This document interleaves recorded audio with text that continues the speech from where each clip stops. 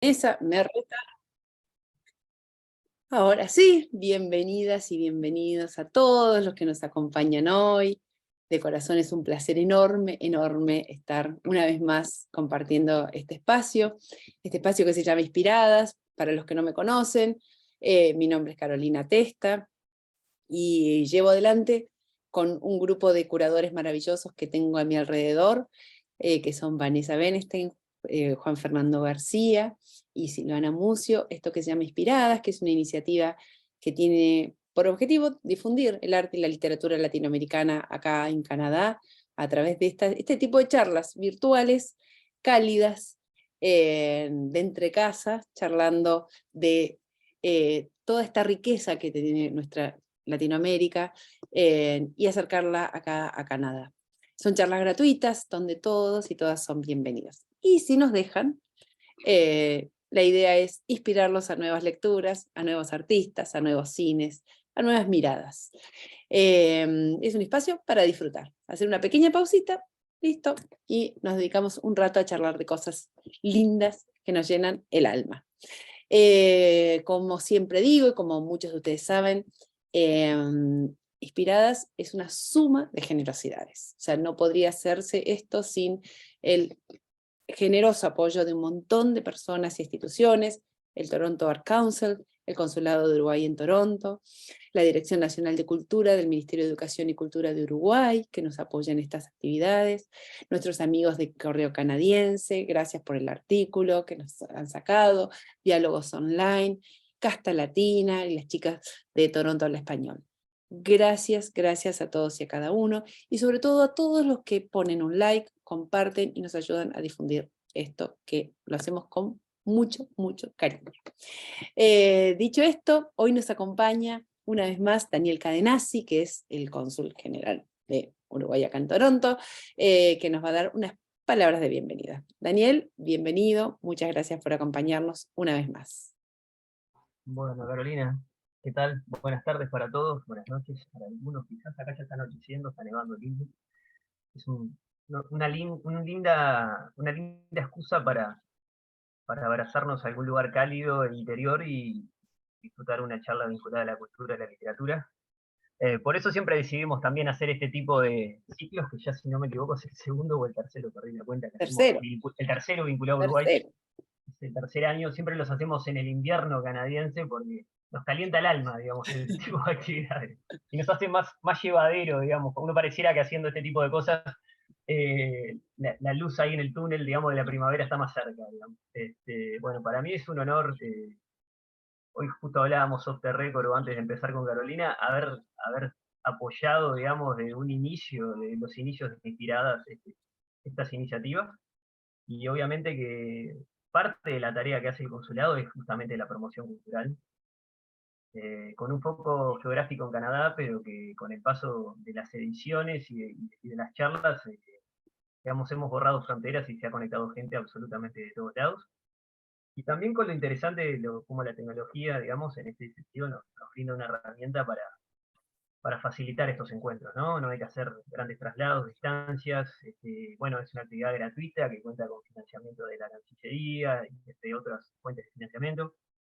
Entonces, simplemente darle la bienvenida, agradecerle su presencia reiterada en algunos casos de muchas personas, que lo valoramos mucho, y saber que, bueno, que cuentan en el consulado con un punto de encuentro para aquellos uruguayos o latinoamericanos residentes en Canadá que quieran seguir promoviendo la cultura de nuestra región aquí.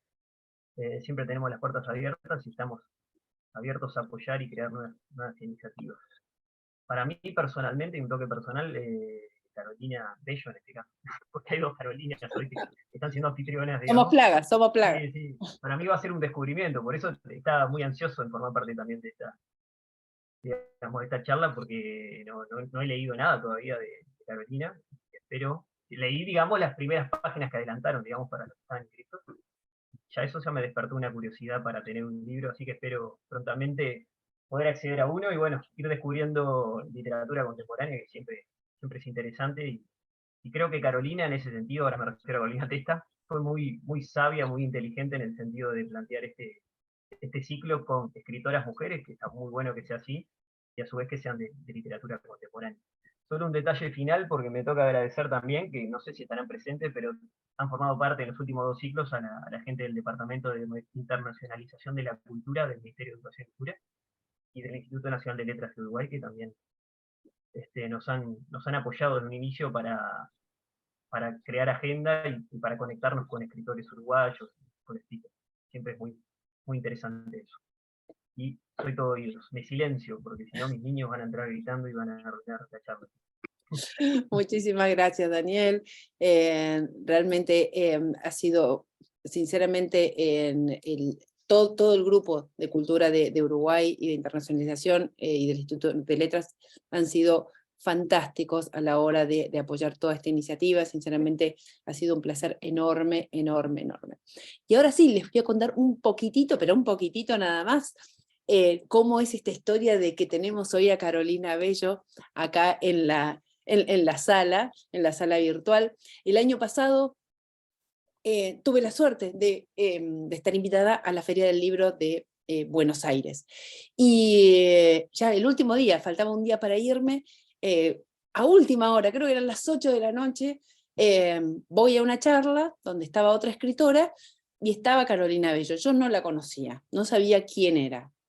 Y cuando terminó la charla dije, no, pero yo quiero que esta chica esté inspirada ya mente. Y a partir de ahí no paré hasta lograrlo. Y les cuento que Carolina Bello, aparte de ser encantadora, es técnica en comunicación social, con un posgrado en crítica de arte, cursó literatura en letras en la Facultad de Humanidades y Ciencias de la Educación, ha colaborado en distintas publicaciones periodísticas uruguayas y extranjeras, y ha impartido clases sobre crónica narrativa en la Facultad de Comunicación. Publicó además los libros Escrito en la Ventanilla, que nos va a contar la historia, Saturnino, Urquiza, que le valió el premio Gutenberg de literatura, Octubre, que sabrán ahí la pista por qué todos los posts tenían música de Los Redonditos de Ricota, y Un monstruo con la voz rota. Además, fue coautora de Viejas Bravas y participó en diversas antologías de cuentos en Uruguay y en el extranjero. En 2020 ganó la beca Justino Zavala Muñiz para creadores con 10 años de trayectoria en la categoría de letras del Ministerio de Educación y Cultura. Y su último libro, que es los capítulos que le hemos adelantado, El resto del mundo rima, hermoso título por cierto, fue incluido en el mapa de lenguas de Random House Alfaguara. Así que con toda esta presentación y sin más preámbulos le vamos a dar la bienvenida a Carolina. Carolina, muchísimas gracias, gracias por estar acá, por acompañarnos y por toda tu generosidad. Bueno, gracias a ustedes. Quiero decirles que no es chamullo y estoy erizada porque no me esperaba tanta gente. Esta calidez que ya abraza de entrada, ¿sí? Quiero agradecer principalmente a vos, Caro. Bien, fuiste una muy buena narradora de aquel encuentro cuando me bajé del estrado, fuiste la primera persona que se me acercó, súper cálida, y todo eso redunda en poder compartir con ustedes esta nochecita. Estoy súper contenta, me encanta que se den este tipo de encuentros, cuya consigna es revalorizar la literatura latinoamericana, la literatura de nuestros orígenes, ¿sí? y mitigar un poco ese sentimiento de desarraigo que muchos hemos tenido en algún momento de la vida y que a veces ni siquiera tiene que ver con fronteras, sino con un desarraigo propio, ¿no? Respecto a otro tipo de cosas. Así que les agradezco todos los mensajes que mandaron ahí, me encanta verlos, me encantan que estén ahí. Y qué decirles, estoy con una sonrisa oreja a oreja porque realmente estas cosas abrazan.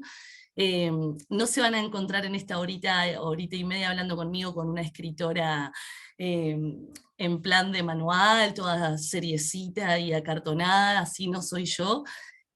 Sean libres de preguntar lo que quieran. A mí me encantaría que vayan dejando por chat de qué nacionalidades son, de dónde provienen todas las personas que están acá presentes, que ahora están allá en Canadá, entiendo, y las que están en otro lugar, porque también vi que hay gente que está en Argentina en este momento, hay gente que está en Uruguay.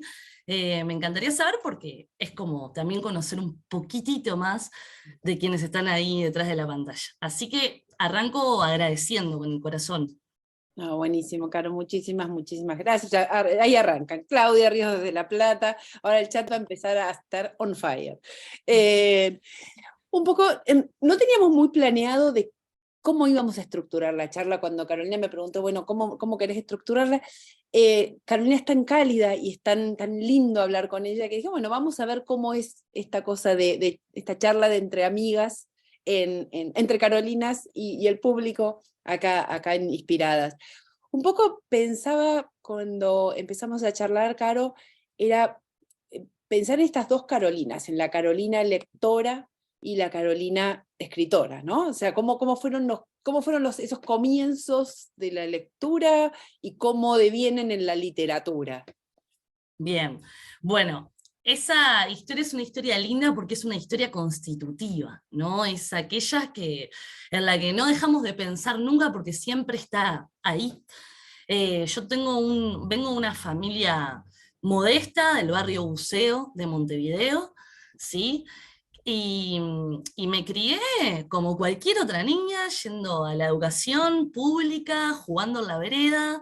No es que vengo de una familia en donde hubiese miles de libros o bibliotecas por ahí, pero sí tuve la fortuna de tener una hermana mayor que rápidamente se dio cuenta de mi curiosidad ante las cosas del mundo.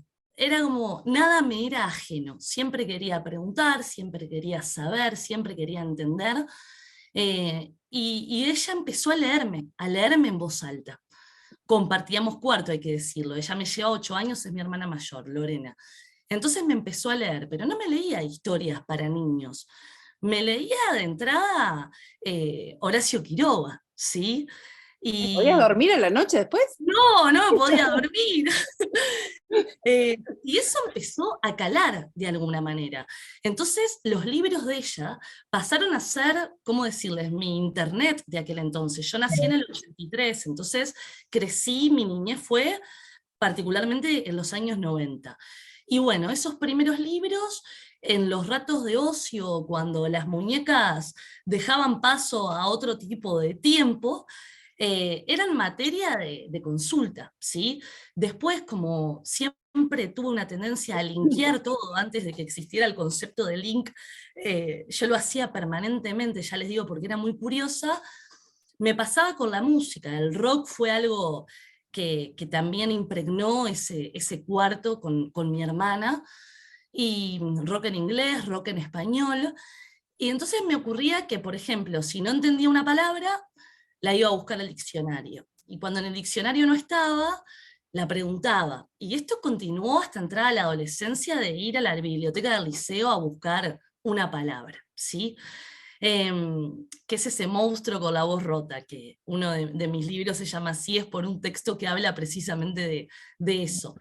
Entonces escuchaba música, una de mis bandas preferidas, que es Héroes del Silencio, una banda que ya no existe, española, llega un disco a casa un día que se llamaba El Espíritu del Vino, y por esa misma semana quiso el destino que yo tomara un libro de Baudelaire, que era Las Flores del Mal, y abriera y empezar a hojearles. Estoy diciendo que yo tendría ahí Claro, te iba a 14 preguntar, años. ¿cuántos años tenías para agarrar 14, las flores del mal? Porque ya me está claro. agarrando. Sí, tenía 14 y encontré un poema que se llamaba El alma del vino. Entonces dije, esto no puede ser casualidad. E insisto con la idea de sin internet, ¿no? El acceso al conocimiento para saciar esa curiosidad era mucho más trabajoso y análogo, ¿no? Había que realmente mantener firme las ganas de saber para poder evacuar eso que uno tenía. Y después me di cuenta que, bueno, que el cantante de esa banda, que a mí tanto me gustaba, su apodo era Bunbury. Y Bunbury era un personaje de La importancia de llamarse Ernesto, de Oscar Wilde. Para ese entonces ya estaba completamente tomada por la literatura, tanto es así que pasaron los años. Estabas cooptada. Claro. Y para cuando tenía que estudiar para literatura de quinto de liceo, por ejemplo, en donde tenía una serie de libros asignados que iban desde la Biblia, tragedia griega, en fin, yo había hecho este descubrimiento de Bunbury y Oscar Wilde, entonces en vez de leer las cosas que tenía que leer, mi hacer una pausa para mirar la tele y distraerme un poco del estudio era seguir leyendo. Entonces todo aquello me colocó en un lugar que era, yo quiero estar en este lado del mundo.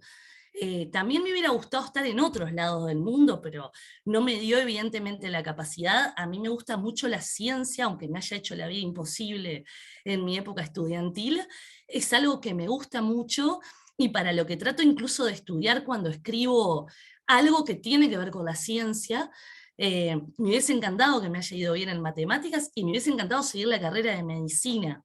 Pero bueno, dije, ok, no puedo salvar matemática, entonces voy a seguir firme con la literatura, que es un arenero en donde yo podía acceder desde un solo lugar, que eventualmente era un libro, a un montón de conocimiento y hacer de cuenta que, ¿sí? Lo mismo que viajar, por ejemplo. Yo la primera vez que tuve la oportunidad de tomar un avión, ya tenía 27 largos, y cuando dimos vuelta al mapamundi para el globo terráqueo, mejor dicho, para ver, bueno, ¿a dónde vamos? Yo elegí sin dudas, por ejemplo, Nueva York, pero por una cuestión de que en Nueva York habían vivido y nacido un montón de escritores que a mí me gustaban, que había un montón de música que a mí me gustaba, que venía de ahí, ¿sí? Eh, no sé si se trancó o algo pasó con el Claro, video. te estamos escuchando, ahí está. Te Ahí estábamos está. escuchando, pero estabas un poquitito, Sí, ya me vi medio enloquecida. Eh, estabas un poquito como loca. ya sé, ahora volví, ahora me tranquilizó otra vez. Y bueno, y entonces, ¿qué pasaba? Cuando fui a Nueva York, cuando tuve la oportunidad de viajar por primera vez, claramente tuve una experiencia hermosa, pero fue más de constatar que de sorprenderme, ¿sí? Y eso es por todo el cine que había visto, por todos los libros que había leído, por todos los lugares de los que ya me había hecho una idea, ¿sí? El puente de Brooklyn para mí era una suma de páginas. O una Ya suma habías viajado 2 veces.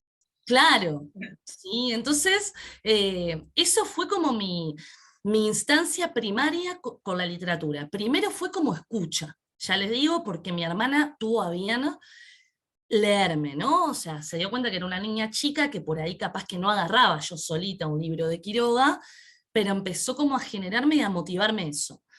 Y después, cuando fui más grande, fui agarrando yo esos primeros libros. Y por ahí, por esos entonces, ¿qué hizo esa niña? Empezó a escribir, dejó de decirle al diario íntimo, querido diario, y empezó a contar historias, ¿sí?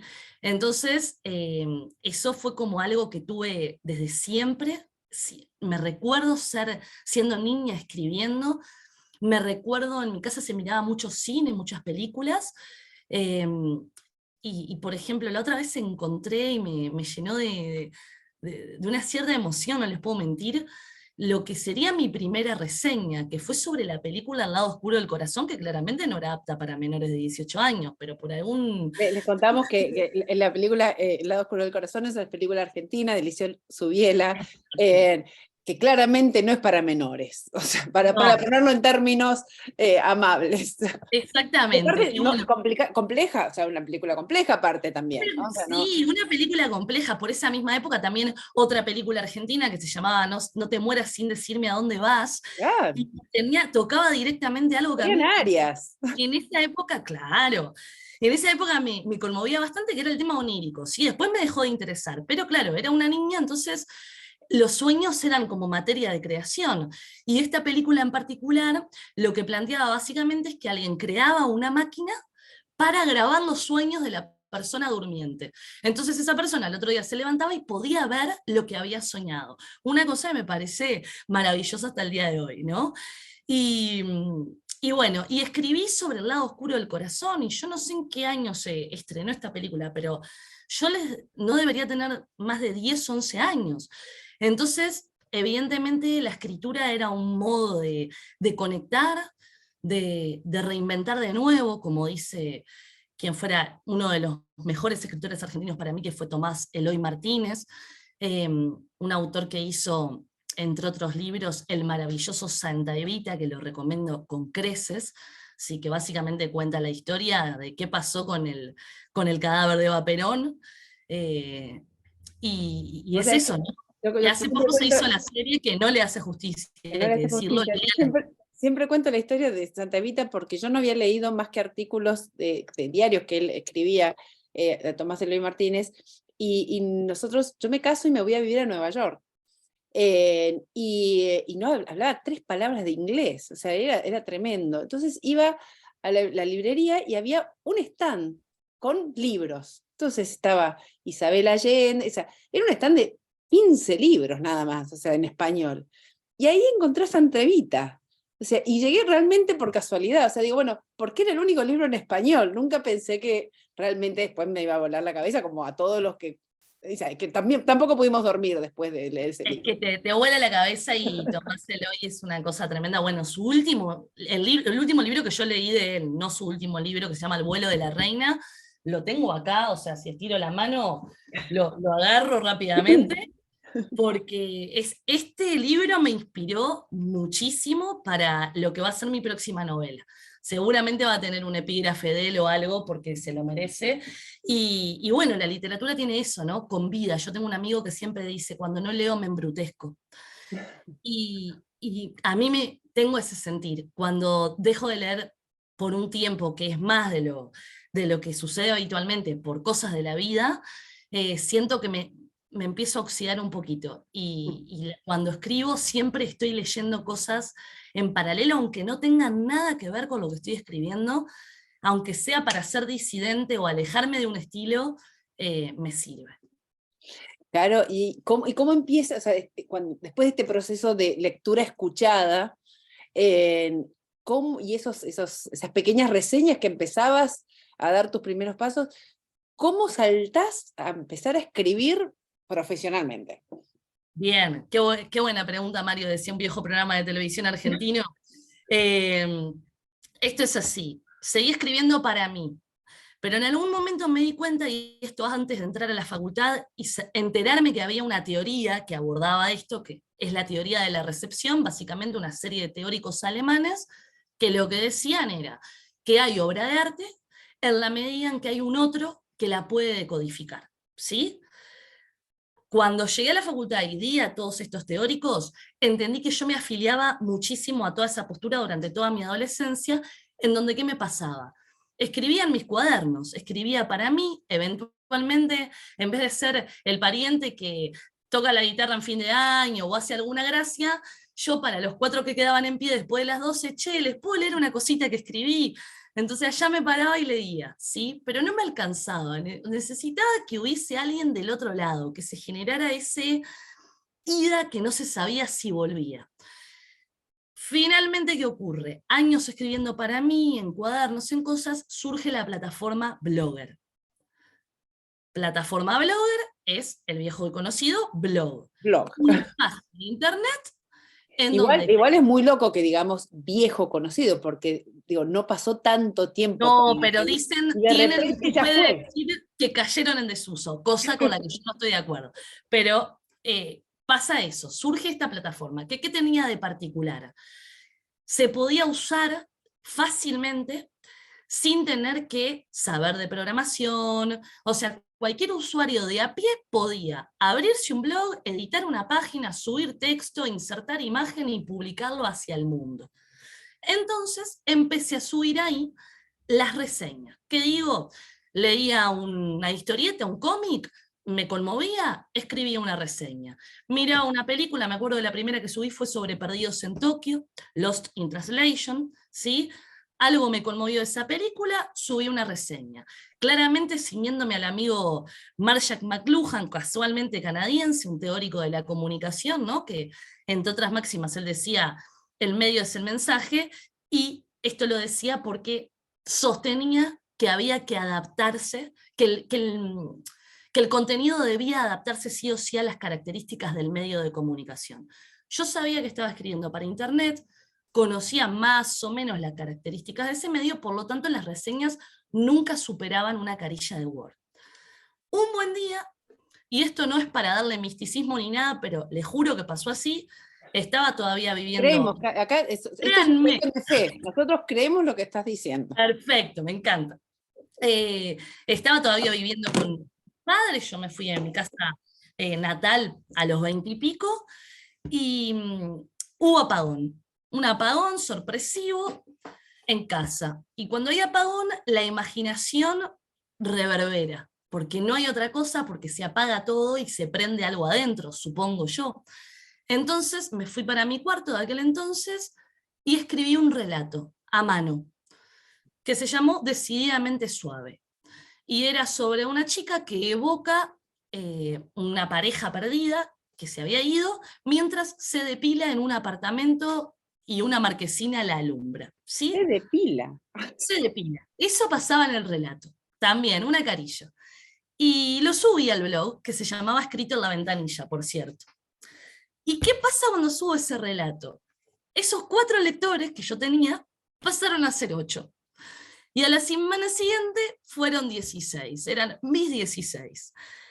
Y me comentaban, interactuábamos, ¿sí? Hasta que de pronto empezaron a pedir más relatos. Che, Caro, ¿cuándo subís el próximo relato? Y ahí fue que empecé a escribir estos primeros relatos que fui publicando. Pasaron cosas insólitas, como todo lo que puede pasar en internet, que un día yo veo que me empiezan a contactar muchas personas al mismo tiempo de México, ¿sí? Que me hacían preguntas muy puntuales sobre este primer texto que había subido.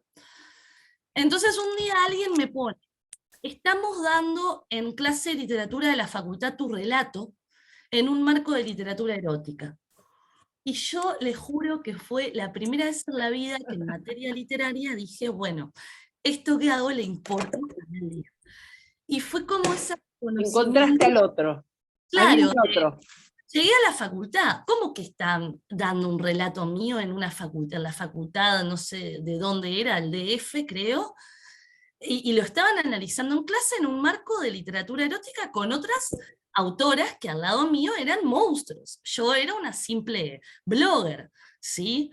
Y me daba por esa época muchísimo pudor decir yo soy escritora. Uno no iba a la facultad diciendo yo soy escritora.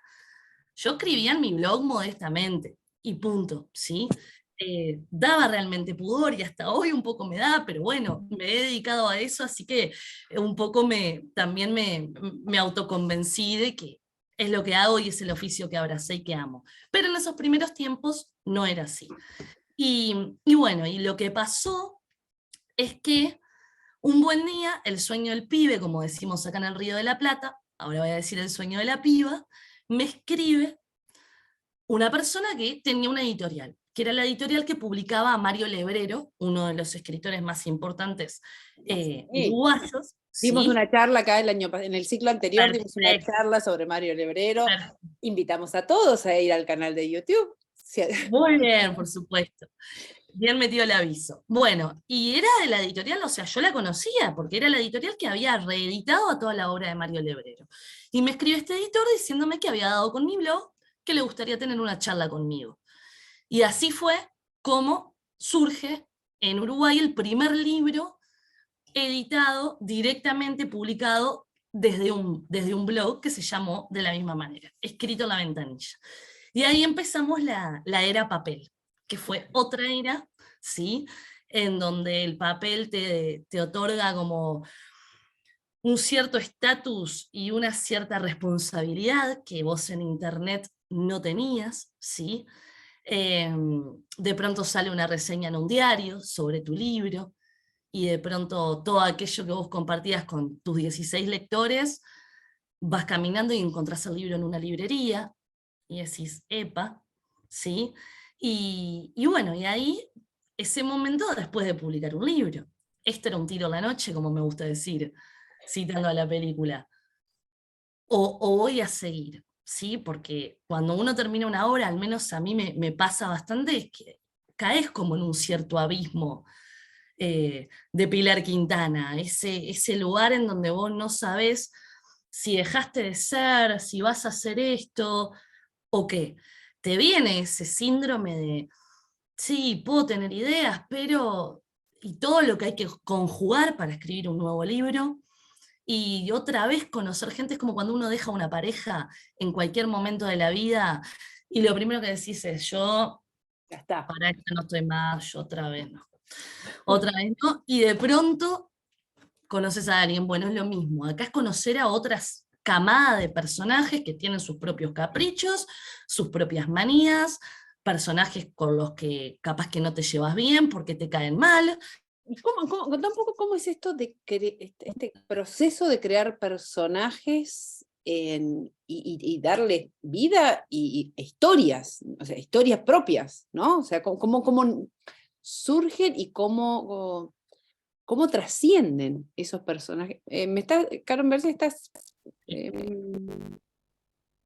No, yo te escucho y te veo perfecto, ¿ustedes? Perfecto, ahí está.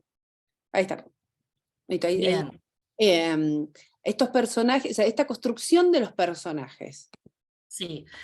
No tengo un método que les pueda decir, bueno, para crear un personaje, muchachos y muchachas, lo que hay que hacer es esto. No lo tengo, sinceramente. ¿Por qué? Porque en todos mis libros el proceso fue distinto, porque los personajes me lo demandaban. El siguiente libro a escrito La Ventanilla fue Urquiza. Urquiza es una calle del barrio La Blanqueada de Montevideo, ¿sí? Un barrio modesto, históricamente de clase laburante, de clase trabajadora, ¿sí? En donde confluyen un montón de arterias conocidas de la ciudad, mucho trajín, pero también un barrio donde aún hoy la gente se sienta en la vereda, las tardecitas de verano, a tomar mate y a ver a los niños andar en bici, ¿sí? ¿Qué pasaba con ese barrio? Había sido el barrio de mi viejo. No sé si han visto la película de Tim Burton, El Gran Pez. Bueno, mi viejo, yo le digo Pez, de hecho a él, yo no le digo papá, le digo Pez. Hola Pez, ¿cómo estás? Es para mí un gran pez. Cuando vi esa película, no quiero spoilear, pero voy a spoilear un poco, siempre pensé, bueno, el día que se muera mi viejo, en su velatorio van a aparecer toda esta gama de personajes que me ha relatado históricamente, ¿sí? En mi primer libro, en Escrito en la Ventanilla, había un relato que perfectamente podría haber sido parte de Urquiza, que era una anécdota que me contó él sobre un jugador de fútbol argentino que vive actualmente y es bastante recalcitrante, hay que decirlo, pero que como jugador fue en algún momento de los años 60, según varios relatos, el Messi de la época, que era José Francisco Sanfilippo. Mi viejo es de un cuadro de fútbol uruguayo, que es el Club Nacional de Fútbol, y me cuenta cómo un día se coló en la cancha de Nacional para conocer a Sanfilippo, que prontamente lo arropó al pibe que iba a verlo a los entrenamientos, y el dato era que mi viejo había nacido en una familia del cuadro completamente opuesto, que es Peñarol. Y su padre lo extorsionaba desde niño para decirle, si te cambias de cuadro te compro la bici. Y mi padre no cedía. Lo que pasó es que Nacional estaba en un auge tremendo, viene el Messi entonces a jugar a Nacional, nadie paraba al equipo y juegan un amistoso antes de la Copa Libertadores, que es un torneo súper conocido de fútbol, de cuadros de fútbol de los países que se juega en Latinoamérica. Y lo que ocurrió es que lo quiebran a Sanfilippo, mi padre se queda en el estadio, ¿sí? Llorando, desconsolado porque le quebraron al ídolo, lo van a operar a Sanfilippo, lo llevan, mi padre se va a la casa, el padre le pega una patada importante en donde ya saben, porque había llegado tarde, y lo que sucedió es que al otro día le tocan un timbre y eran los enfermeros de la clínica donde estaba operado Sanfilippo, mandados por Sanfilippo, quien cuando se despertó de la anestesia lo primero que preguntó fue qué pasa que el pibe no vino a verme. Me ¿sí? muero. Ese relato que se llama Le hizo crack, casualmente como una canción de Los Redondos, ¿De Los Redondos? el hueso al final le hizo crack, fue, si se quiere, el germen de Urquiza, en donde mi viejo no había parado durante toda mi vida de contarme historias de ese barrio, de su vida, de personajes que se habían forjado en mi mente como seres que yo había visto, y escribí un primer relato que se llamaba La calle Urquiza, en donde aparecían todos estos personajes. Pero cuando terminé el relato y lo leí como lectora y no como escritora, dije, pero yo quiero saber qué le pasó a la, comillas, comillas, loca Yolanda. ¿Y qué pasó con este otro? ¿Y qué pasó con este otro? Entonces empecé a entretejer un libro donde todos los personajes estaban interconectados y pertenecían a ese mismo universo. Por eso ahí, Caro, ¿cómo creé esos personajes? De una manera que fue lo que tenía del relato de mi padre agregándole toda la parte de ficción y todo lo que a mí me importaba contar. Igual hay como mucha importancia en estos personajes secundarios, ¿no? O sea, digo, más allá de, en los libros tuyos, más allá de los personajes principales y la trama, digo, hay un cuidado, una meticulosidad con mucha ternura, con mucha amorosidad en los Me personajes importa el secundarios. personaje secundario porque fíjate la diferencia, ¿no? Siempre como las palabras connotan, pero denotan también algo, ¿no? Y cómo me interesa mucho la diferencia de los idiomas.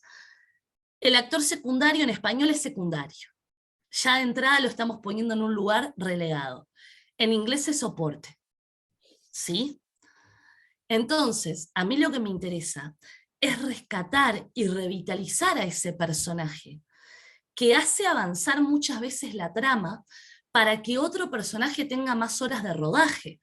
Pero sin las acciones de ese personaje soporte o secundario, muchas de las cosas que pasan en las historias no podrían pasar.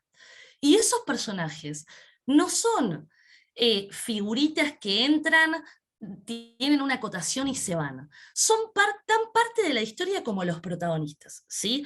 ¿Cuántas veces hemos visto películas, después vemos una premiación, léase los Oscars, y de pronto el premio que más te interesa es el del personaje soporte porque viste a una actriz, un actor que realmente la rompió?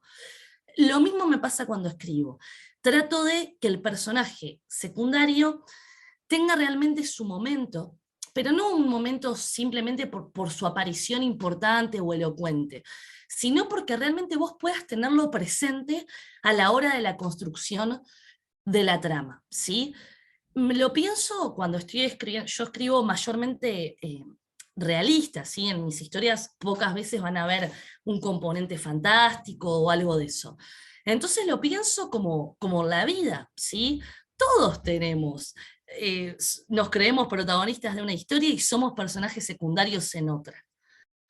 Y no por ello dejamos de existir, simplemente cumplimos diversos roles. Por eso me gustó tanto, tanto, tanto lo que hizo Vince Gilligan, que es el creador de Breaking Bad, cuando barajó de vuelta y creó una serie que se llama Better Call Saul. Esa serie, ¿qué hizo? Agarró las minucias de su serie anterior, que era Breaking Bad, tomó a todos los personajes secundarios, le dio un personaje secundario del secundario, el protagónico, y creó una historia maravillosamente contada que pone de manifiesto de alguna manera esto lo que yo tanto creo. Todos los personajes que aparecen en una historia, si vos empezás a tirar del hilo, ¿por qué no van a tener su propia historia y su propia vida? ¿Sí? Entonces, eso es lo que trato de hacer, que más lo puse muchísimo más de manifiesto en el resto del mundo rima, donde tuve otra extensión para poder hacerlo.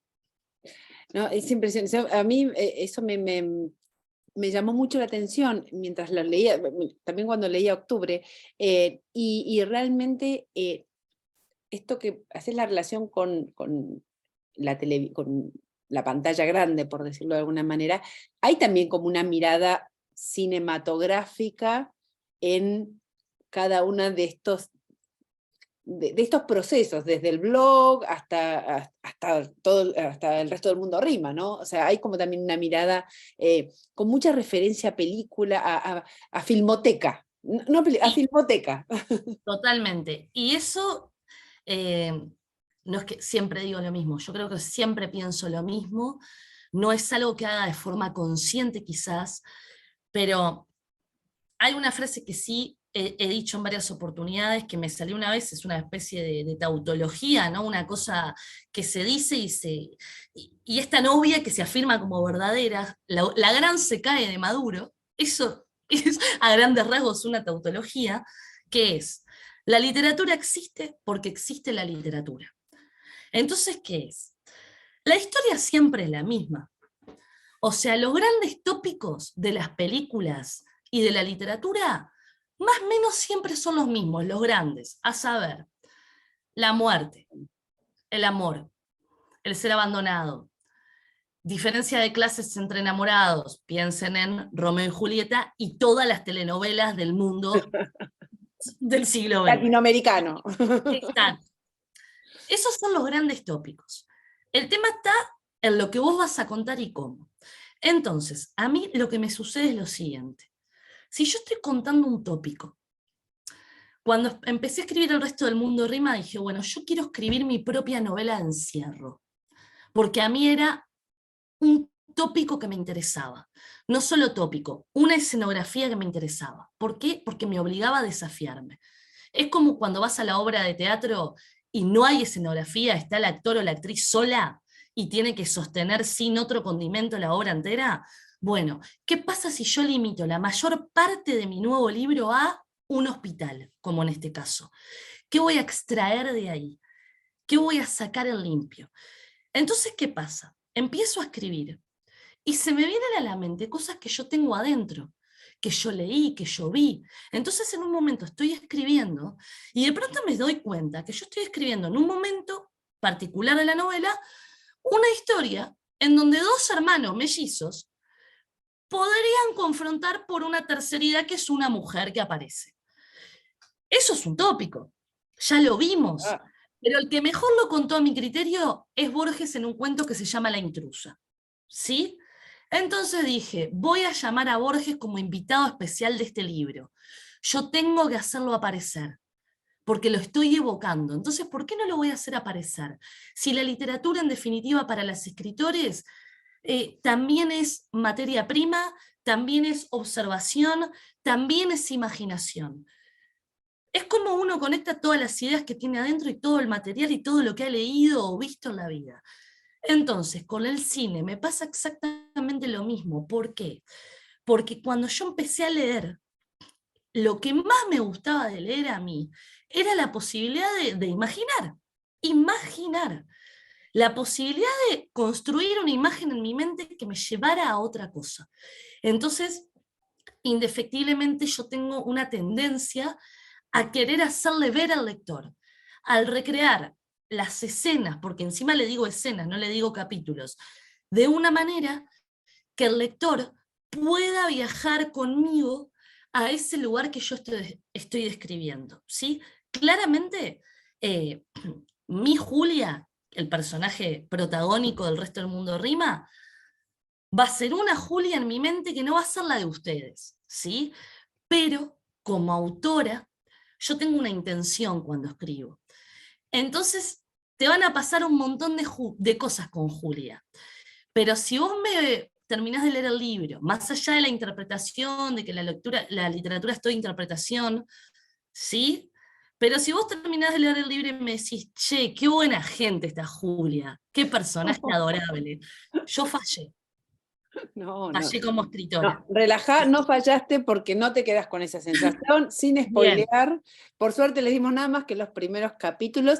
Igual, sí hay algo, y antes, quiero hablar de octubre también, antes de meternos de lleno en el resto del mundo arriba, pero también hay una cosa con esta Julia que de entrada no sabemos bien en este pacto con el lector, que uno más o menos sabe por dónde va a ir el perfil de el protagonista o el personaje. Acá con Julia, esa motivación, o sea, no se da de entrada.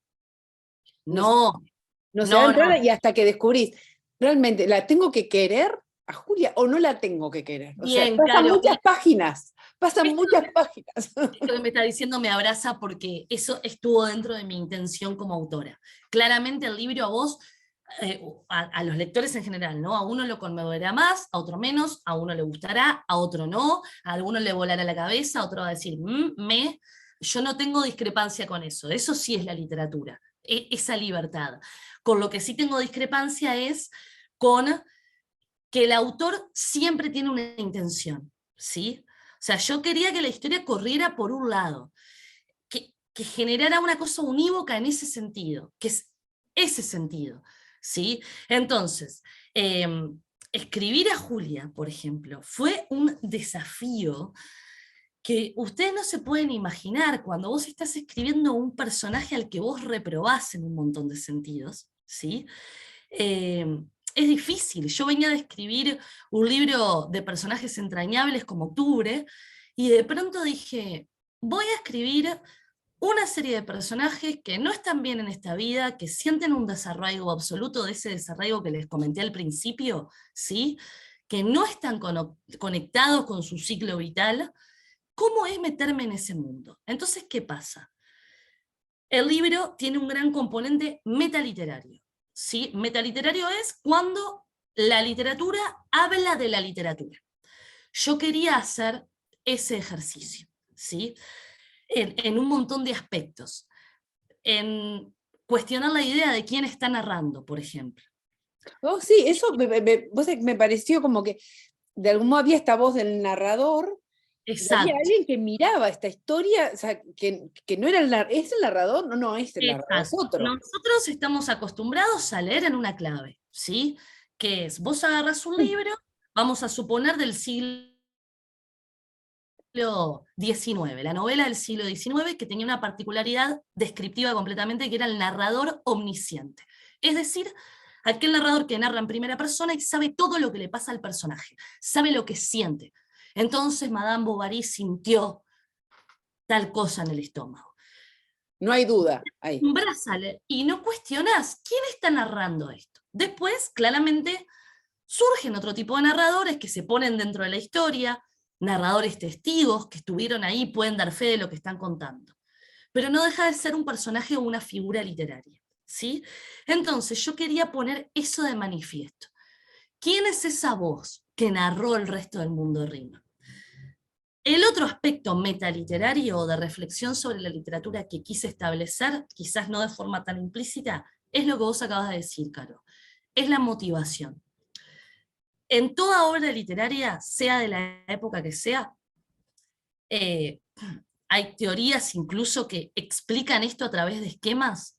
El esquema básico de esto que les voy a decir es que en toda obra alguien desea algo, ¿sí? Está ese algo, imagínense un esquema, un alguien que desea. Eso que se desea, que puede ser un objeto, una hazaña, una persona. Hay un oponente. En los griegos era un personaje puntual, o el destino, ¿sí?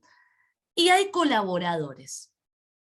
Piensen en una película de Disney, piensen en una serie, piensen en una película, piensen en el Titanic, y este esquema Se repite. se repite. Indefectiblemente. Dentro de ese esquema, esto ya lo dice otro autor, hay una cosa que se llama motivación. ¿Por qué el personaje se mueve hacia adelante en la historia? ¿Sí? Entonces yo lo que quise hacer es, ¿qué pasa si yo hago avanzar esta historia y confundo al lector de tal manera que el lector no sepa qué es lo que quiere esta protagonista que se va moviendo hacia adelante, por lo menos en un hospital?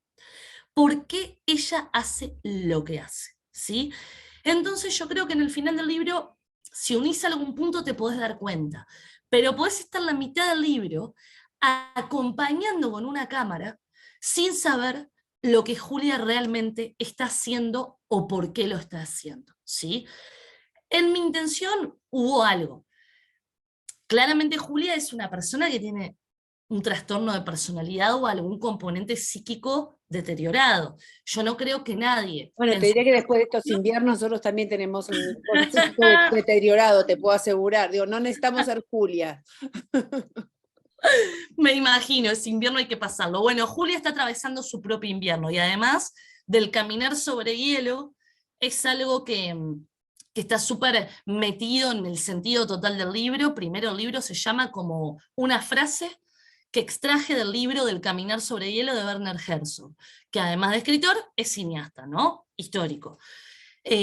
Alemán. Es el título. El título es... El Caminar sobre hielo, que cuenta una historia maravillosa, su librito así finitito, que cuenta cómo él va caminando desde Alemania a Francia a ver a una amiga crítica de cine que está internada y en la mala, ¿sí? Entonces cuenta su diario de esos días caminando por el hielo.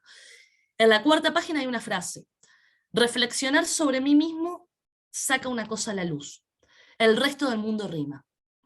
La subrayé. En algún momento empecé a escribir el libro, llegó un capítulo y esa frase me quedó en la mente y la incorporé, como esto que les digo, ¿no? De invitar a Borges a que venga al libro. Bueno, invité a esa frase, la puse en cursiva en un principio por respeto, y describo algo para la que esa frase, esa composición de palabras me venía bien. Y cuando la vi en el capítulo dije, este libro, por el que me esmeré tanto para que sea sonoro, no se puede llamar de otra manera. Este va a ser el título del libro. Sí, y suena, ¿eh? Y suena, suena. De Bueno. todos modos, hay también, yo tengo o sea, cuando lo leí, lo fui poniéndole, acá tengo mi librito, chicos, así con mis stickers y todo. Una de las cosas, noté que invitaste a muchos otros, aparte de Borges. Digo, había partículas elementales por ahí también. Digo, había mucha cosa dando vuelta, y sobre todo con la sonoridad, que eso sí me llamó la atención. Esta cosa de una musicalidad todo el tiempo en la novela. Sí, eso me era un desafío, ¿sí? Cuando era chica, cuando di con Baudelaire, después di con los amigos de Baudelaire. Uno de ellos era Rimbaud y otro era Verlaine, ¿sí? Y Verlaine tiene una frase muy famosa que dice, ante todo, la música de las palabras. Y es otra de las cosas que me quedó en la mente, que almaceno en mi jorobita de escritora camello, ¿sí? Que de pronto afloran y echo mano de eso. Entonces dije, bueno, siempre fui tan cinematográfica, siempre fui tan de lo visual. ¿Cómo será escribir una novela que tenga sonido, en donde los ruidos sean realmente ruidos? Y decidí tratar de esmerarme en ese sentido, ¿sí? Después el amigo Caparrós, Martín Caparrós, que es un periodista y escritor que yo recomiendo mucho, que lo amo, lo digo acá públicamente, que un día él va a ver una entrevista mía y va a decir... Vas a ver de su enamorada. Mirá esta gurisa que quisiera comer unos ravioles conmigo un domingo, bueno, capaz que me invita y todo. Y bueno, y él también siempre habla de la sonoridad en el lenguaje, ¿sí? Que cada frase tiene una sonoridad propia. Me interesaba laburar eso, me interesaba trabajarlo, entonces todo era como un momento de observación mío en la vida real. Lo aprovechaba para incorporarlo y cómo es describir un sonido para hacerlo sonar de forma escrita, ¿sí? Escuchen esto. Te sentís en paz, como si el mundo tuviese todavía un rinconcito sin ruidos, sin ecos, sin lío. Es hermoso. Ay, Hermoso. muchas gracias. Me pasó una cosa muy particular, que fue que antes de empezar a escribir El resto del mundo rima, yo sabía que iba a transcurrir en un hospital mayoritariamente, para lo cual tenía previsto empezar a hacer recorridos por hospitales públicos de acá de Montevideo, ¿sí? Pero quiso el destino que mi viejo casi se me muriera en esa misma época y lo internaron. Estuvo 2 meses internado en el hospital, y medio como La vida es bella, ¿se acuerdan? Esta cuestión de convertir una realidad en otra. Yo me pasaba muchas horas con mi padre en ese hospital, entonces estaba escribiendo un libro sobre hospitales. Lo que me quedaba un poco era aprovechar ese tiempo para no morirme de tristeza y parar las antenas. Entonces, mucha de la recreación que hay ahí, desde los enfermeros y sus modalidades, desde el carrito, el ruido del carrito de la comida, ¿sí? Todas las particularidades del hospital, la nursería, los diálogos entre las enfermeras y los enfermeros, todo eso, hay mucha cosa muy, muy real que mamé de ahí, que ni siquiera, me calaba tan hondo que ni siquiera tenía que sacar la libreta para anotar la idea. A eso me refiero, que en otras oportunidades te surge una idea y anotás, así sea en el blog de notas del celular. Todo aquello lo viví de una manera tan elocuente, tan agresiva, les diría, que lo grabé, se me escribió en el cuerpo. Entonces después, cuando fui a recrear todo aquel hospital, era como describir una realidad, ya no era tirar de la piola de la imaginación. Bueno, también ahí en la novela hay todo un tema con los cuerpos, ¿no? La novela empieza en este accidente y transcurre en el hospital, y hay todo un tema de la mutilación, y hay mucho cuidado del lenguaje con respecto al cuerpo, a los cuerpos, Sí, ¿no? sí. Ahora me cierra más, ¿no? Haber pasado 2 meses viendo cuerpos Claro. enfermos de algún modo.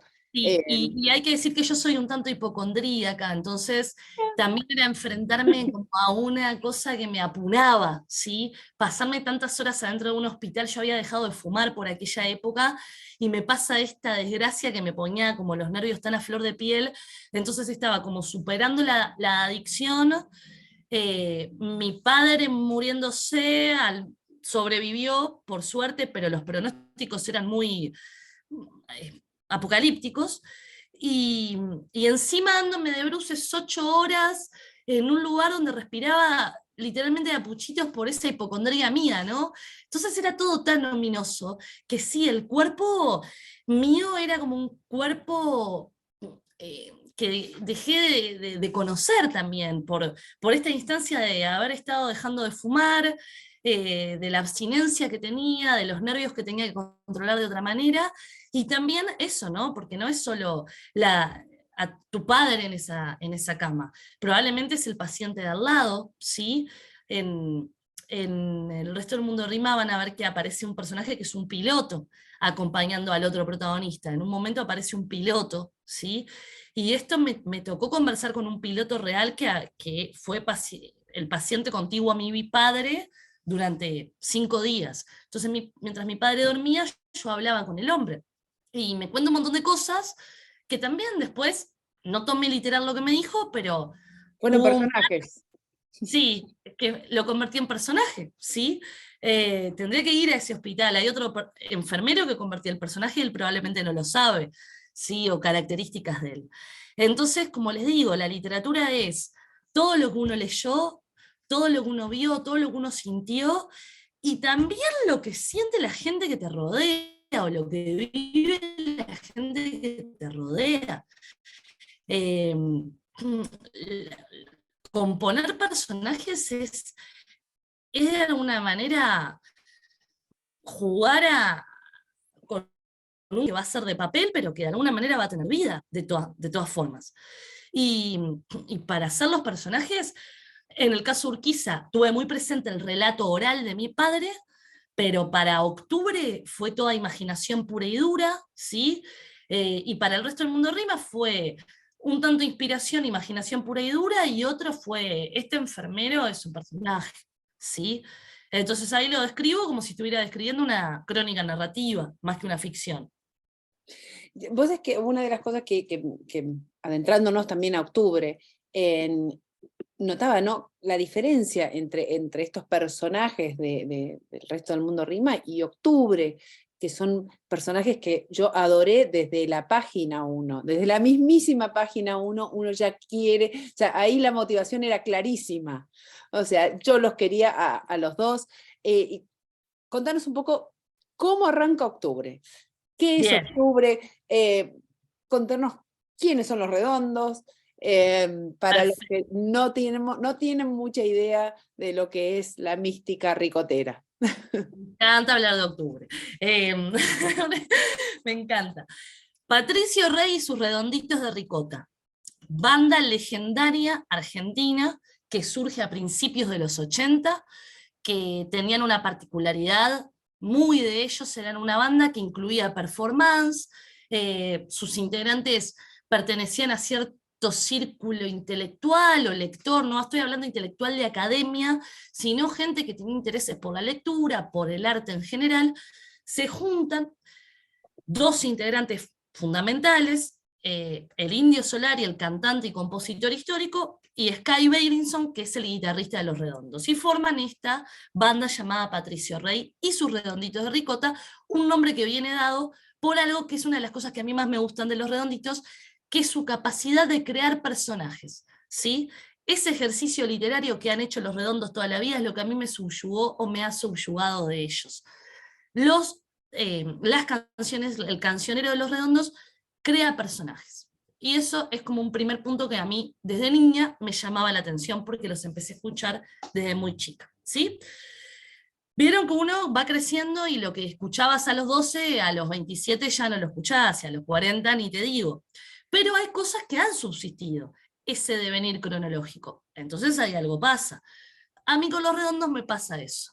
Es una banda que yo empecé a escuchar en mi niñez y adolescencia, si ponemos un tema de Los Redondos ahora, de la primera era, probablemente a mí se me erice la piel. Me sigue pasando, no soy responsable de esa emoción, ¿sí?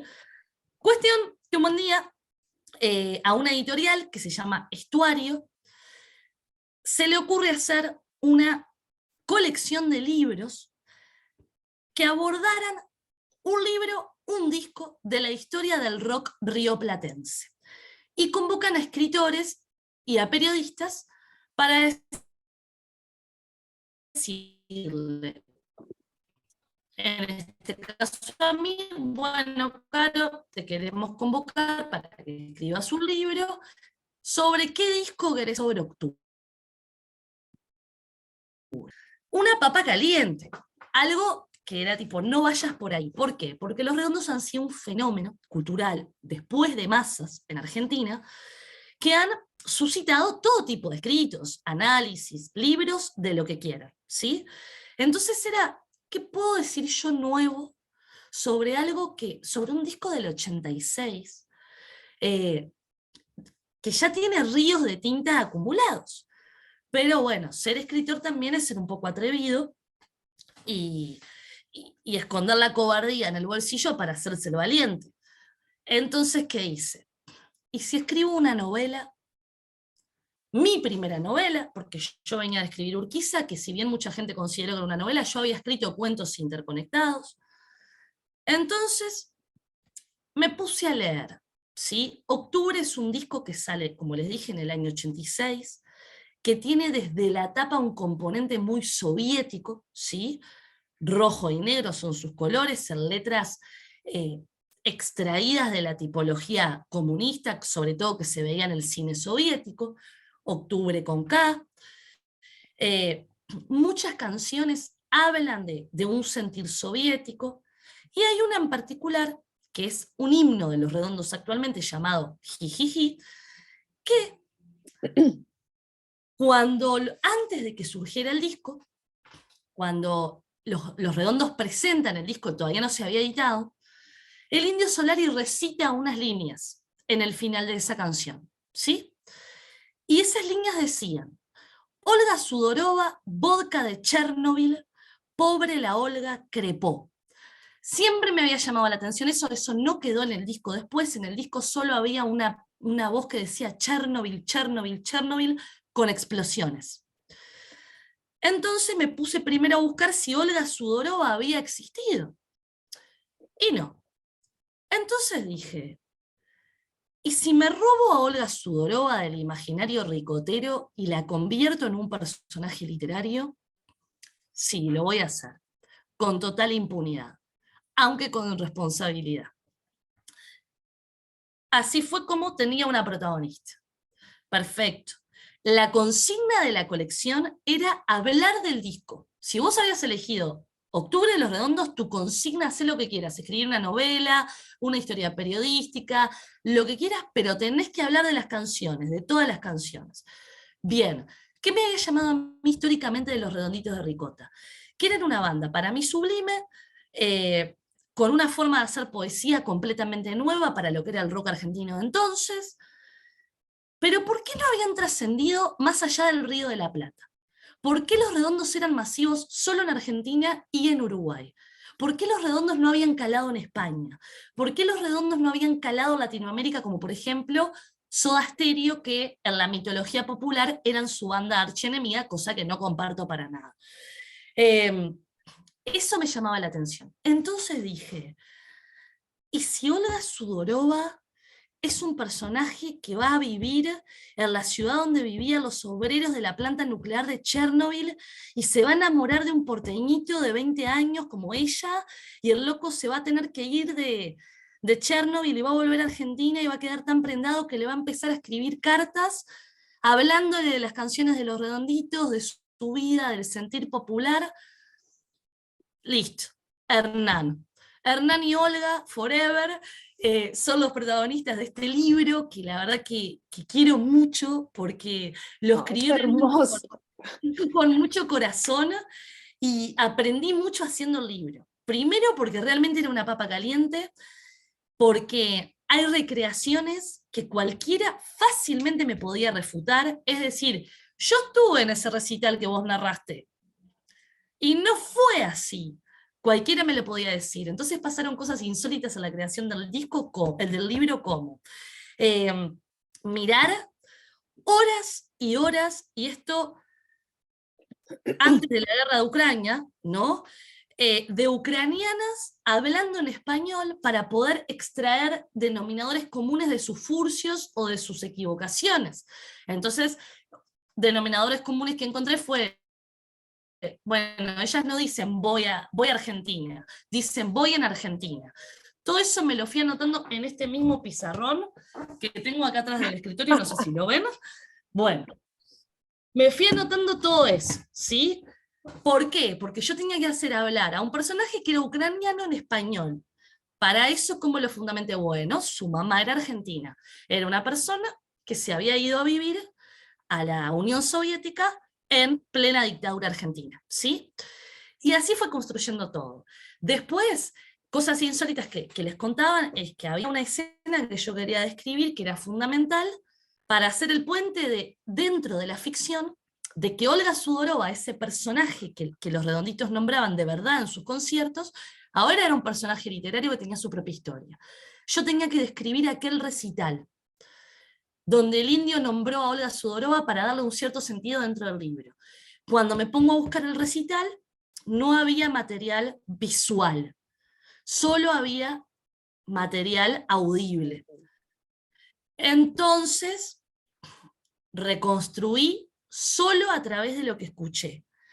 Tuve la suerte y uno de los honores más lindos que me pasaron así a nivel literario y a nivel vida, que es que un día me llega un mensaje por Facebook del manager de Tito Fargo, que era guitarrista de Los Redondos en aquel momento, grabó Octubre y tocó y estuvo presente en ese recital, y este manager me decía: hola Carolina, soy el manager de Tito Fargo, sabés que vamos a Montevideo y Tito te quiere conocer.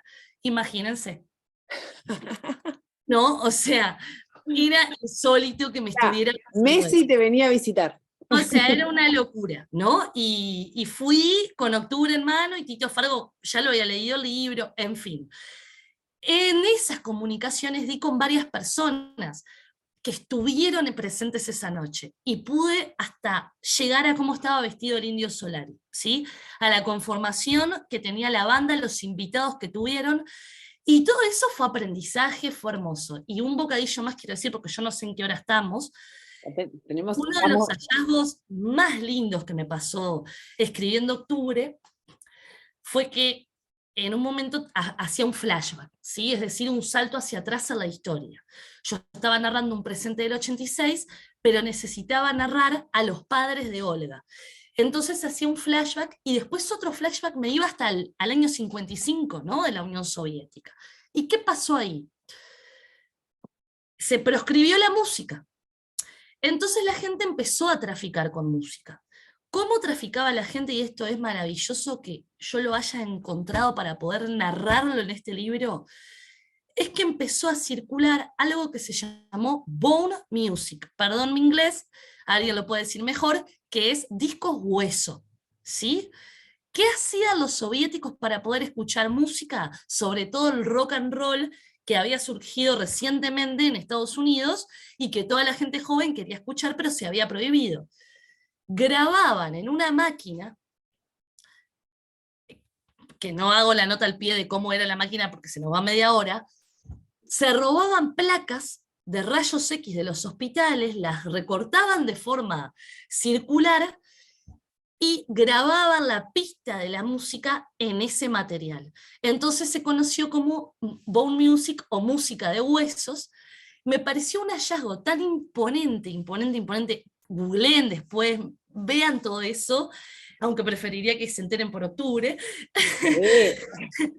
Que tuve que meter unos personajes que no estaban previstos y para eso tuve que desarmar lo que ya tenía escrito, no me importó nada, pero yo dije, yo esto lo tengo que contar, porque estoy hablando en un libro del amor a la música, del amor a todo lo que no queremos que se nos vaya de las manos, y de pronto descubro esto, y entonces consulté amigos melómanos, esa gente que sabe de música, que tiene bibliotecas de discos en la casa.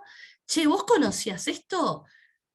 Ni idea, Caro. Y ahí dije, "Ah, que octubre también sea como un difusor de esta parte de la historia que no es tan conocida". Ah, divino, divino, divino. De todos modos, para el resto de los latinoamericanos que no son rioplatenses, en Netflix hay una serie de 4 capítulos que se llaman Rompan Todo, que hizo Sí. Gustavo Santaolalla, sobre la historia del rock latinoamericano. La recomiendo tremendamente porque también hay una perlita con Los Redondos que también los van a poner un poco en contexto de lo que es esta banda y lo que significó para todos nosotros, los argentinos y uruguayos, Los Redonditos. Y recomendar Octubre una y otra vez. Tenemos unos minutitos más. El chat está que arde. Es la primera vez que todos saben que Ay, yo no vi. voy contestando el chat, pero estaba en la conversación, así que, bueno, desde California, Brasil, Colombia, nos están viendo desde un montón de lugares, Irene desde Estados Unidos, un montón, miles de mensajes, Los todos estoy leyendo en este preciosos. momento. Sí, todos preciosos, El lado oscuro del corazón, por supuesto, una clase magistral de narrativa, además matizada con anécdotas preciosas, gracias por regalarnos este rato tan único, encantada de conocerte, te leo pronto. Todos van a correr a leer el libro, no te puedo explicar Mirá este cómo. mensaje. Martín Caparrós es de mi misma promoción del secundario, el Conejo Ah, Nacional bueno. de Nacional de Buenos Aires. Irene, pasanos el Ay, WhatsApp. está, por favor. Realmente da muchas ganas de leerte, muchas, disfruto mucho escucharte, genial este encuentro. Un montón de mensajes, cómo puedo obtener el libro, como siempre os contamos, una vez que termina la charla, nosotros mandamos el link con la grabación y ahí vamos a poner el link donde pueden comprar el libro. Ahora sí, tenemos unos minutitos más, si alguien quiere hacer alguna pregunta, comentario, referencia, antes de ir al último ping-pong que vamos a hacer con Caro al final del encuentro, levanten la mano y más que bienvenidos, se desmutean directamente. Puedo romper el hielo, solamente voy a aprovechar mi rol, mi Total. privilegio de coanfitrión, entre comillas. No, Carolina, es un comentario acompañado de una reflexión y después dos menciones a cuestiones que dijiste en el correr de esta horita. Primero decirte que disfruté muchísimo la charla, lo cual me da pie para una reflexión, porque hemos hecho varias de estas, que no, fue una charla como muy cargada, como, primero muy personal y como muy cargada de pasión, como que transmitías muy claramente que digamos, que llevas como la vocación en la sangre, ¿no? No sé si lo estoy diciendo con las palabras correctas, digamos, pero es lo que me sale en este momento. Y la reflexión es bueno, creo que es la primera vez en realidad que, digamos, que la speaker es propiamente la escritora, ¿no? Lo cual me da para pensar si en realidad, bueno, si se genera como una dicotomía entre cuando invitamos un speaker que en realidad es como de repente un erudito o un doctorando que habla de la obra y de la vida de un escritor, y otra cosa cuando uno invita a la fuente primaria, digamos, ¿no? Que en términos de lo que ella mencionó sería como el actor protagónico, el otro es el que analiza, ¿no? El actor, digamos, bueno. Pero por eso es una reflexión a futuro, porque capaz que está bueno en realidad seguir invitando más escritores y escritoras contemporáneas, aunque claro, está bueno siempre igual tener ese balance también entre la gente que en realidad estudia escritores más tradicionales, digamos, de la literatura latinoamericana. Y después dos guiños humorísticos, me, un poco me gustó mucho la utilización de esta plataforma como una especie de Tinder para llegar a Caparrós, muy interesante, digamos, como recurso, y Quiero me decir mató el algo a mi comentario, favor. me mató. Quiero decir algo a mi favor que es como paternal, te diría. No, está bien. Capaz que Tinder no fue una buena, un buen ejemplo, pero justo cuando al pasar vi el comentario de la señora ahí que dijo que era la misma promoción, dije, bueno, no, esto puede terminar bien en una de esas, ¿no? Capaz que Imagínate. logramos hacer un nexo. Pero Daniel, hasta esos ravioles un domingo yo no paro. Claro, ¿no? Alguna vez Hagamos esa claro. campaña, ese hashtag de unos ravioles con Caparrós y bueno, Sí. que la señora que escribió, que ahora no me acuerdo el nombre, creo que era Irene, bueno, haga magia, haga lo suyo, digamos. Y bueno. No, y el segundo comentario es que como, digamos, acá me voy a deschavar, pero como buen bolsilludo me gustó mucho la charla o la Yo te anécdota vi. de tu padre en la blanqueada del Parque Central, y además ahí como un guiño humorístico porque veo que tu padre, utilizaste a tu padre como una cantera inagotable y bueno, y Nacional es como la cantera inagotable del fútbol uruguayo. Entonces simplemente Exacto. quería dejarlo por ahí. No quiero abrir una grieta acá, simplemente quería dar ese comentario. Nada más. Muchas Muchas gracias, gracias, Karina, lo Daniel. disfruté mucho. Muchas gracias. Muchísimas gracias, Daniel, muchísimas gracias. Siguen, por supuesto, ya empezaste a vender libros, Caro. Después de este encuentro ya empezaste a vender libros, se están vendiendo ahí. Si alguien más quiere hacer alguna intervención. ¿Perdón? Que nada, decía una pavada, que me quiero recortar todos estos comentarios que están dejando para momentos de autoestima deficiente. Me los leo. Te lo levanta, te levanta. No, acá Obvio. sí, porque acá lo que pasa, claro, es que creas o no, el tema del frío nos hace ser muy creativos para levantar los ánimos acá. Claro. Así es, así es. Tenemos unos minutitos más, entonces vamos a ir un pequeño ping-pong, Caro, chiquitito. Dale. ¿Sí? Rapidito, va una atrás de otra. Dale, Sí. ¿te animás? Sí, obvio. Vamos. ¿Prestás libros, sí o no? Sí, ¿Subrayás? sí, ¿Doblás puntas? sí. ¿Libro, papel o digital?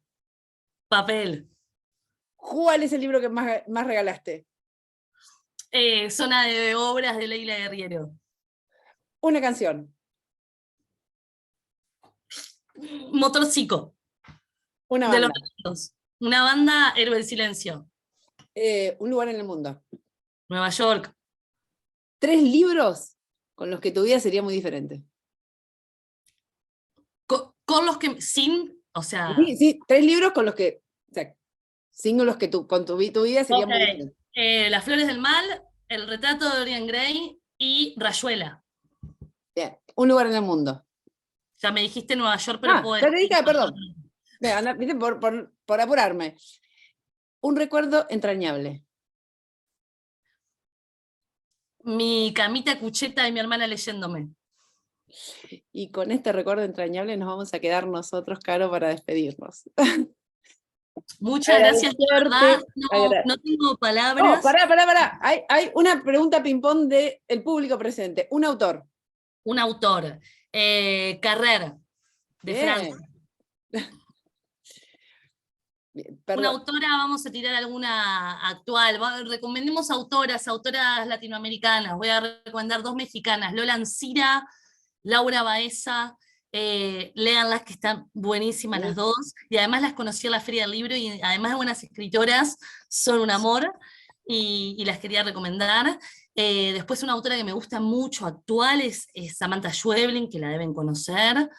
Me gusta mucho cómo escribe ella.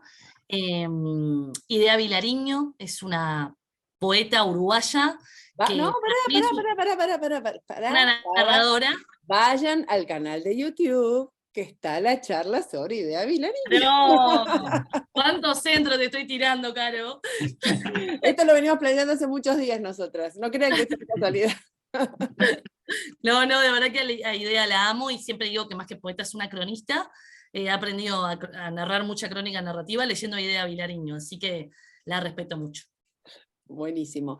Recordarles a todos y a todas que en este marzo recargado, lunes 13 de marzo, vamos a tener Tiempo de Escritoras.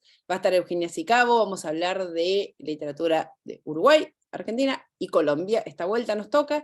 El 28 vamos a tener una perlita, pero perlita el 28 de marzo, porque va a estar Silvia Mellado. Silvia Mellado es una poeta mapuche que ganadora del premio Alfonsina Storni, y la vamos a hacer conversar con María Carbonetti de la Universidad de British Columbia, que trabaja también con poesía de pueblos originarios, así que es un encuentro que tenemos muchas ganas de tener.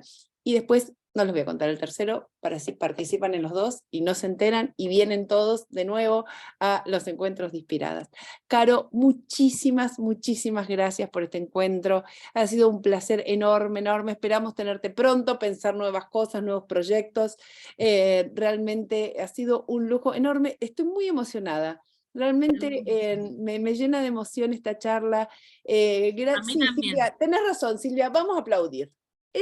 Muy bien, Silvia, es verdad. Se lo merecía, se lo La merecía. emocionada soy yo, no paro de leerlos acá, no, es Después tremendo.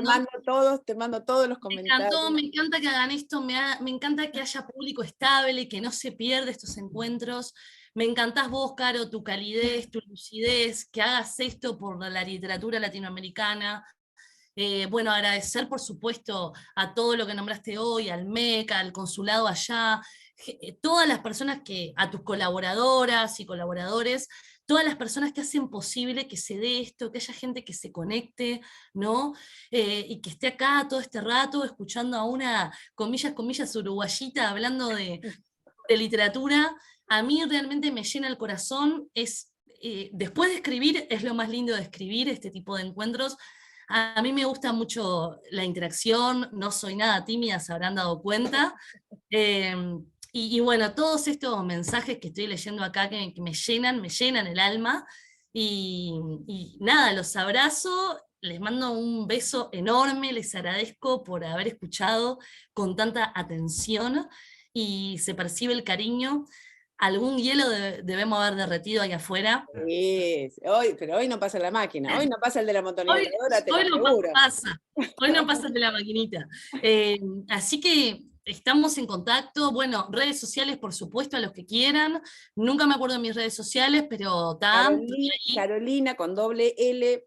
Bello, sí. ok, es la Sí. cuenta de Caro, de todos modos la vamos a mandar en el mail con la grabación, por donde pueden comprar el libro, sigan en las Porque redes. a mí me encantaría que ustedes me cuenten, si leen alguna cosa mía, que me cuenten después qué les pareció, si les sonó algún eco de todo esto que pusimos hoy acá. Me quedo corta, yo no puedo creer que pasó 1 hora y media, no lo puedo Yo creer. tampoco. Realmente, espero que a ustedes se les haya hecho también ameno y no haya sido un clavijo. Así que bueno, con el corazón les agradezco este rato lleno de cariño y cosas lindas. Oh, Caro, gracias de corazón, en serio, un placer enorme, y esto es el primero de muchos encuentros. Ojalá que sí, que así sea, claro que sí. Te abrazamos desde acá, desde Toronto. A todos y a todas, gracias por acompañarnos siempre, gracias. Me voy a quedar leyendo acá atentamente los chats, Dale. antes de salir de la sesión. Besote enorme.